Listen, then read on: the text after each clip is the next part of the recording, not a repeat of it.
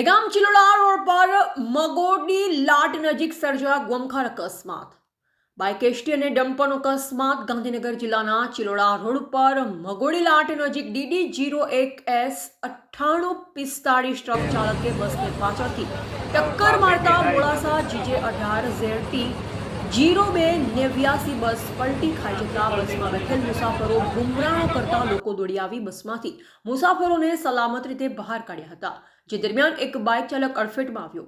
આ ત્રિપલ અકસ્માત એક બાઇક ચાલક ડમ્પર અને એસટી વચ્ચે ગમખાર અકસ્માત સર્જાયો. એસટી બસ પલટી ખાઈ જતા અને બસમાં બેઠેલ મુસાફરોને બસમાંથી બહાર કાઢી 108 એમ્બ્યુલન્સને કોલ કરતા ઇમરજન્સી એમ્બ્યુલન્સ તાત્કાલિક સ્થળ પર દોડી આવી નાની મોટી ઈજા પામેલ ઈજાગ્રસ્તોને દહેગામ પ્રાથમિક આરોગ્ય કેન્દ્ર ખાતે સારવાર અર્થે ખસેડાયા હતા.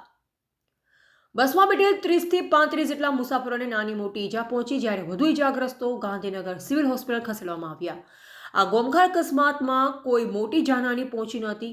અકસ્માતથી ચિલોડા રોડ પર ટ્રાફિકના ચક્કાજામના દ્રશ્ય સર્જાયા. જાહેર માર્ગ પર વાહનોની લાંબી કતારો જોવા મળી. અકસ્માતની જાણ થતાં જ દહેગામ પોલીસ ઘટના સ્થળે દોડી જઈ ટ્રાફિક સમસ્યા હલ કરી ખુલ્લો કર્યો અને ટ્રક ચાલક સામે ગુનો નોંધી રોડ કાર્યવાહી હાથ ધરી.